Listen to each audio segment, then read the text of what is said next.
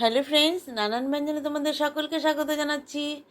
আজ বিকেলবেলা দুপুরবেলা আর কি ছোলা ভিজিয়ে রেখেছিলাম, তো এখন এটাকে লবণ দিয়ে একটু সেদ্ধ করে নিচ্ছি এই বিকালে টিফিনের জলখাবারের জন্য।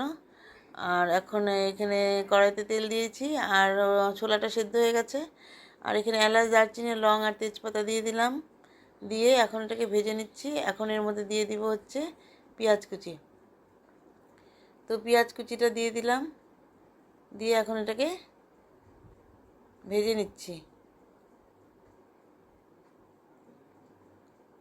তো ভেজে নিয়ে এখন এর মধ্যে টমেটো দিয়ে দিলাম।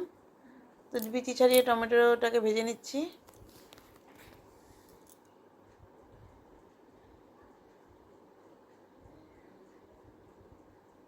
এখন এর মধ্যে দিয়ে দেবো হলো আদা পেস্ট। দেখছো তো একদম অল্প করে বানাচ্ছি।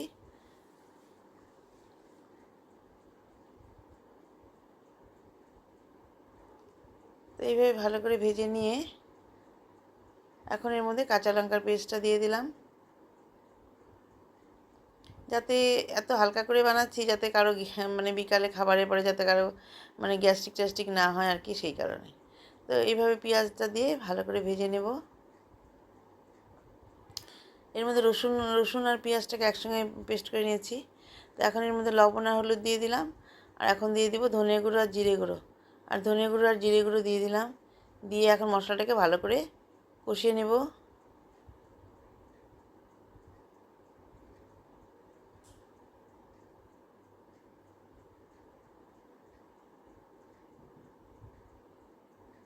দেখো একদম কষা কষা হয়ে গেছে। এখন এর মধ্যে ছোলাটাকে ঢেলে দিলাম। এটা কিন্তু অনেক কালার টালার হবে না, হালকা পাতলা কালার হবে। দেখতেই তো পাচ্ছ কাঁচা লঙ্কার ঝোল।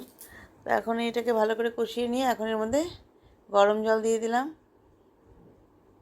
কারণ এখানে কোনো শুকনো লঙ্কার গুঁড়ো দিইনি। তো এইভাবে এখন গরম জলটাকে দিয়ে ভালো করে কষিয়ে নিচ্ছি।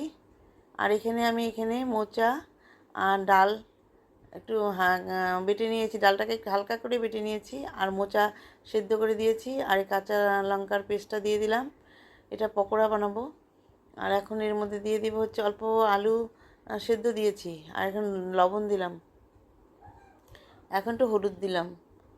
দিয়ে এখন এর মধ্যে ধনে গুঁড়ো জিরে গুঁড়ো দিয়ে দেবো। আর এখানে এখন দেখো ঘুগনিটা হচ্ছে, এখন এর মধ্যে একটু চাট মশলা দিয়ে দেবো। এখন এখানে চাট মশলাটা দিয়ে দিলাম। দিয়ে এখন এর মধ্যে একটু নাড়িয়ে নিয়ে এখন ধনেপাতা দিয়ে নামিয়ে নেব।